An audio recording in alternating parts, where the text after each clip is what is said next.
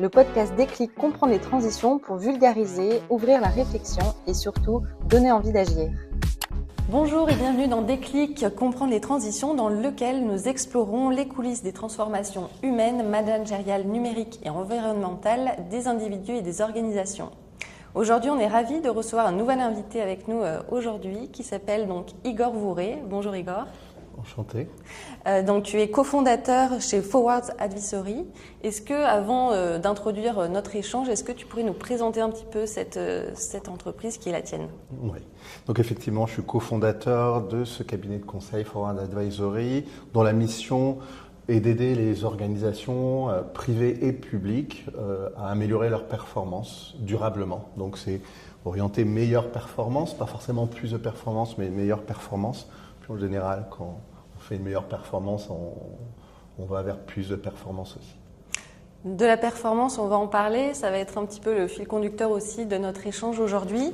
Donc, comme tu dis, tu accompagnes les organisations sur 3 piliers clés qui sont donc l'organisation, le capital humain et la technologie. Comment articuler justement ces 3 dimensions pour aider les dirigeants à transformer une vision stratégique en impact concret ? Très bonne question. Je pourrais en parler 2-3 heures, mais je vais essayer de faire court. L'idée, oui, effectivement, c'est nous, notre leitmotiv, c'est de pouvoir accompagner les organisations privées ou publiques depuis la stratégie jusqu'à la déclinaison opérationnelle de sa stratégie sur le terrain, avec donc les acteurs de terrain. On commence souvent par définir avec le client effectivement la vision et le plan stratégique. Donc on l'aide à se projeter dans le futur, ce qui n'est pas évident. À une époque, on les aidait à se projeter à 5 ou 10 ans. Maintenant, c'est plutôt à 1, 2 ou 3 ans, vu la conjoncture. Mais c'est un exercice qui reste assez particulier. Et ensuite, on les aide à décliner ça en stratégie opérationnelle, donc en grands programmes, en grandes initiatives stratégiques. On se rapproche avec ça un peu plus du concret. Et ensuite, une fois qu'on a fait ça, on les aide à décliner ça en projet opérationnel, pris en main par le management opérationnel et par les acteurs terrain. Donc ça, c'est ce travail-là qu'on aime faire de bout en bout.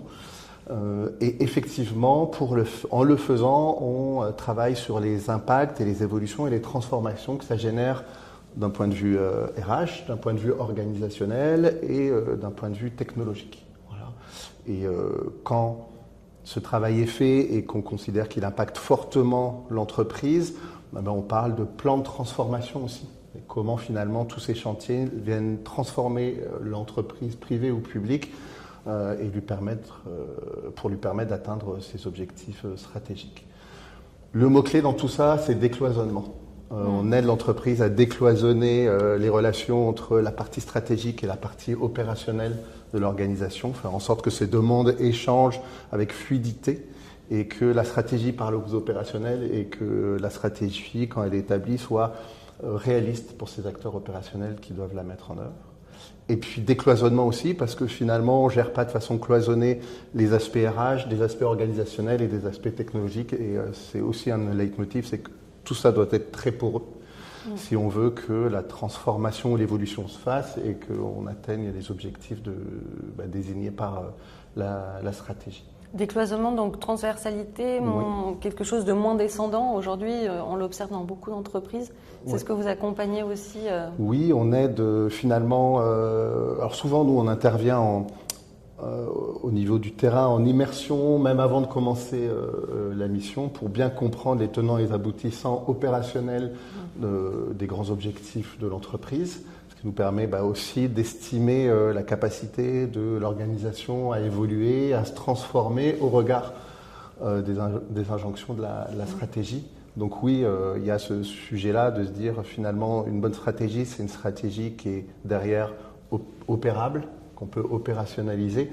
Donc c'est pas un exercice suspendu et c'est quelque chose qui doit être réaliste et qui doit être attaché à la capacité de l'entreprise à la mettre en œuvre au regard de ces différents assets organisationnels, humains, technologiques. et opérationnel. Pour les auditeurs qui nous écoutent, qui sont donc des chefs d'entreprise, notamment des managers, ce que tu expliques, ça peut vraiment s'associer à tout type de taille d'entreprise, oui. Que ce soit des petites, parce que vous accompagnez tout type d'entreprise, que ce soit des grands comptes, des petites entreprises, des moyennes. Exactement, oui. Et alors, on n'a pas la prétention de faire la stratégie de grands groupes comme la CMA CGM. Il y a d'autres grands cabinets que tout le monde connaît qui le font très bien. Nous, on va plutôt travailler sur la stratégie des petites et moyennes entreprises et des ETI. Par contre, on va pouvoir travailler sur la stratégie de business unit ou de grande direction de grands groupes. Voilà, donc c'est notre niveau d'intervention aujourd'hui. Mais que ce soit un grand groupe finalement ou une petite et moyenne entreprise, on rencontre des problématiques similaires et le travail n'est pas si éloigné dans le cadre de l'établissement de la stratégie et puis le fait de faire en sorte que la stratégie soit réaliste et opérationnalisable derrière. C'est une problématique que les grands groupes et les petites entreprises rencontrent. Alors, les petites entreprises dans une moindre mesure parce que la ligne hiérarchique est peut-être un peu moins longue, mais ça reste un sujet.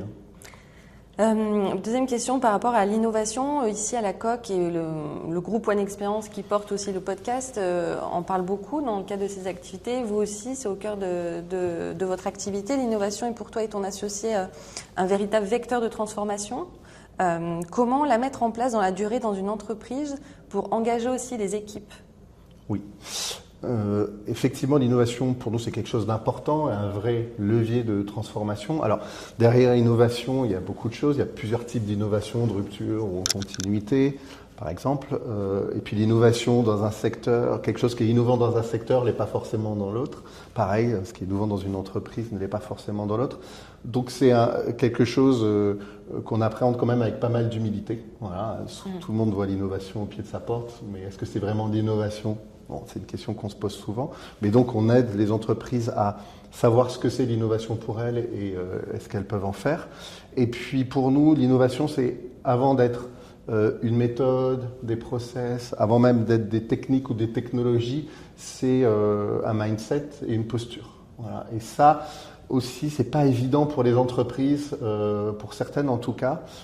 C'est pas systématiquement natif cette posture-là, se dire comment je pourrais appréhender mon problème différemment, remettre en question mes fondamentaux pour aller chercher quelque chose de nouveau. C'est pas évident et toutes les cultures d'entreprise l'ont pas intégré. Et donc nous régulièrement, on aide petits ou grands groupes à intégrer cette culture-là et cette vision de l'innovation. Donc ça, c'est quelque chose de très intéressant, mais très important aussi à faire. Derrière ça, il y a aussi la question de d'où vient l'innovation. Est-ce qu'elle vient que des stratèges et du top management ou elle vient du terrain ?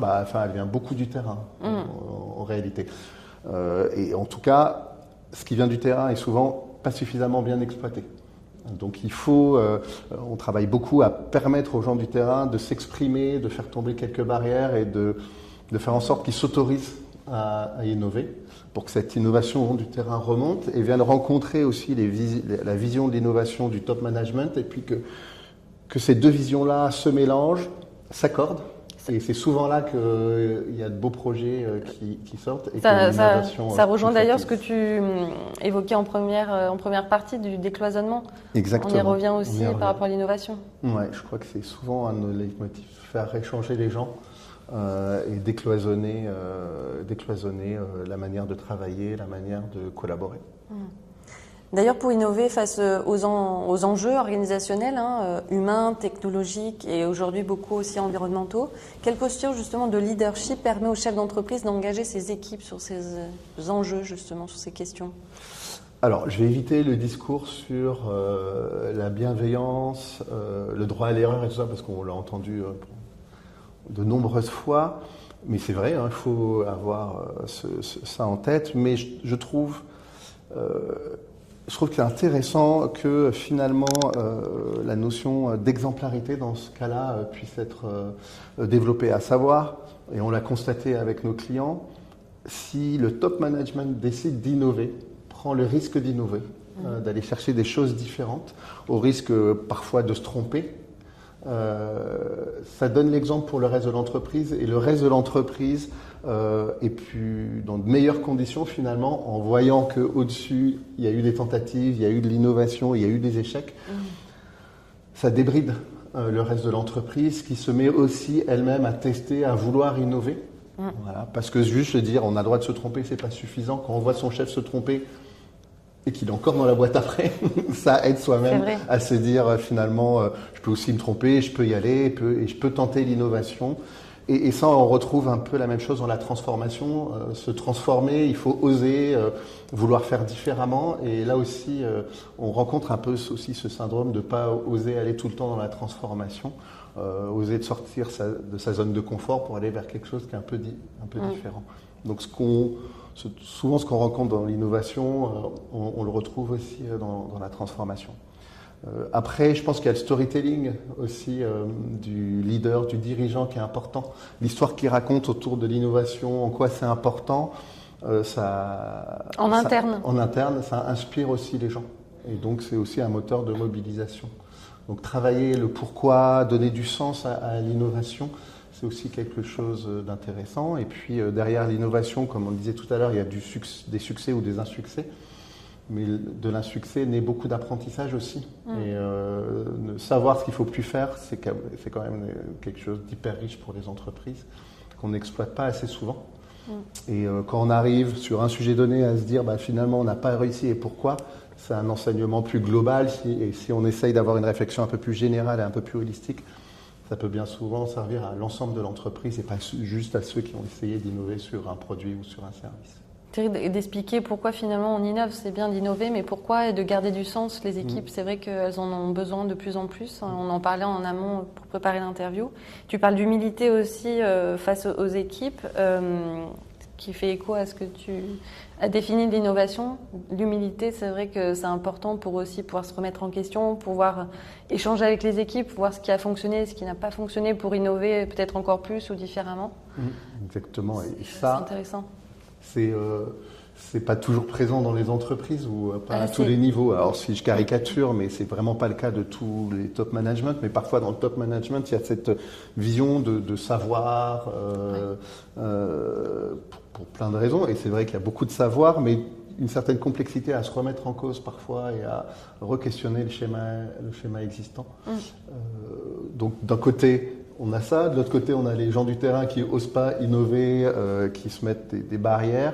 Donc il y a là aussi à faire un petit travail souvent avec nos clients pour leur faire prendre un peu de hauteur et pour re-questionner l'existant et oser pour certains aller vers un peu d'inconnu et faire un peu preuve d'audace pour aller innover. En tant que dirigeant, tu le vis toi-même au quotidien, le terrain. Tu expliques que tes grands défis sont le recrutement aussi. Trouver de nouveaux terrains de jeu pour les garder, ces talents que tu recrutes, les faire évoluer dans le plaisir aussi au travail, puisque c'est un lieu aussi où on peut prendre du plaisir, on passe beaucoup de temps. Quelles qualités et compétences faut-il rechercher finalement aujourd'hui chez ses collaborateurs pour avoir un fort engagement au sein de son entreprise ? Effectivement, ce sont des compétences particulières et très évolutives. Si je prends ma génération versus les générations actuelles, les compétences dont tu parles sont pas les mêmes. Moi, par rapport à Forward, ce qui est important pour nous, c'est déjà la capacité du collaborateur à s'intégrer dans le collectif et dans le groupe. Et dans un collectif, un groupe qui découvre. Voilà, donc cette compétence-là d'adaptabilité, et on sait très bien entre les entretiens à l'embauche et puis la réalité, il peut y avoir un écart.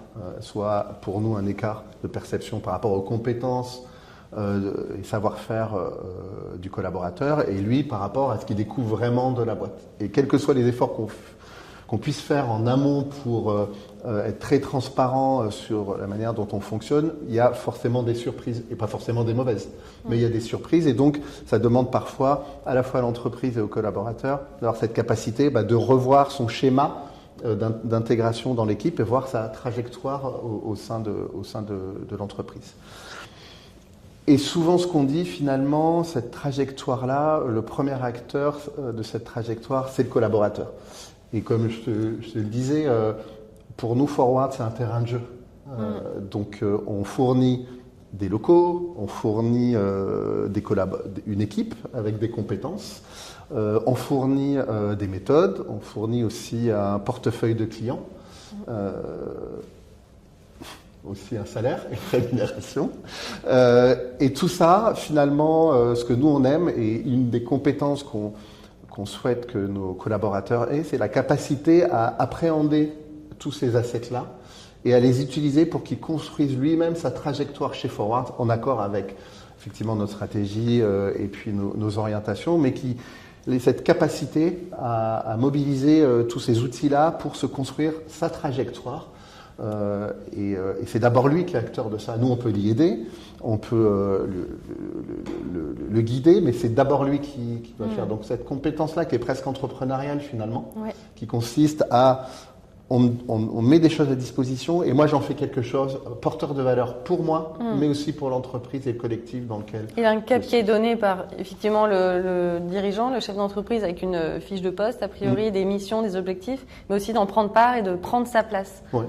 Exactement, et effectivement prendre sa place par rapport à ce que lui il a envie, et puis de réussir à incarner ses envies et à le projeter sur sa trajectoire, et prendre sa place dans un collectif, mais aussi au-delà de sa fiche de poste, prendre sa place dans la stratégie de l'entreprise. Enfin, nous, pour autant que le chef d'entreprise laisse un peu de marge aussi à ses collaborateurs sur ça. Nous, ça nous demande d'être probablement, ça nous demande de faire ce qu'on demande à nos clients, c'est-à-dire ouverture d'esprit, mettre de côté parfois nos croyances ou ce qu'on imagine être bien, pour laisser un peu plus libre les salariés de donner une direction à l'entreprise. En plus, nous, on est une structure à taille humaine, donc chaque individu compte et chaque individu peut donner une orientation à l'entreprise et à sa stratégie. Donc ça, c'est important pour nous, et puis ça nous demande d'être de se dire que finalement la vérité c'est pas forcément, elle n'est pas chez nous forcément, elle est aussi chez les collaborateurs, quel que soit leur nombre d'années d'expérience. Et donc ce côté enrichissement par des profils différents qui viennent d'autres horizons et qui viennent enrichir Forward, c'est très, très important et très riche. Tu parles un peu d'agilité finalement. Pour conclure sur notre échange, j'aimerais te poser une question par rapport à une nouvelle offre que vous développez. Vous allez lancer une offre d'accompagnement haut de gamme pour les dirigeants, dirigeantes, en t'inspirant de ce qui existe pour les sportifs de haut niveau. On a trouvé ça très intéressant ici avec le groupe One Experience, avec une équipe dédiée autour du chef d'entreprise, comme on peut trouver autour d'un sportif de haut niveau, un nutritionniste, un psychologue, préparation physique, du coaching. Pourquoi, selon toi et ton associé, il est indispensable aujourd'hui d'accompagner justement les dirigeants de cette manière aussi globale pour améliorer justement, on a dit, la performance en trouvant le juste équilibre entre vie pro, vie perso?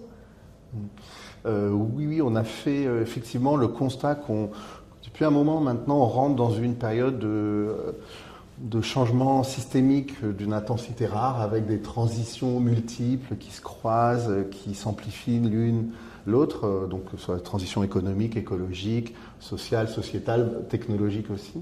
Et dans cet environnement-là, complexifie largement le domaine des affaires.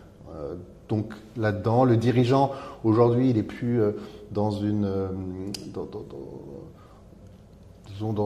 il a plus à faire face à des défis conjoncturels, mais plutôt à des transformations continues et à une nouvelle réalité, une nouvelle réalité qui lui met encore un peu plus de pression, qui brouille ses repères habituels et aussi qui lui demande encore plus d'exigences. Voilà, d'être un orchestrateur polymorphe, d'inspirer, mais aussi de trancher, d'être très stable pour résister aux coups de boutoir de l'économie parfois, tout en étant agile. Voilà, les chiffres montrent que plus de 80% des dirigeants déclarent avoir été impactés psychologiquement ou physiquement par l'exercice de leur métier. On n'a que 68% qui estiment avoir une vision nette de leur business à 3-5 ans. Donc, c'est peu. C'est peu, et donc le reste des dirigeants, en tout cas ceux concernés, sont plutôt myopes et donc voient plutôt le court terme, malgré eux souvent, plutôt que le moyen et long terme. Donc ça, c'est quelque chose qui nous a interpellés et qui est sur le chemin critique de la performance, voire de la haute performance qui est demandée aux dirigeants.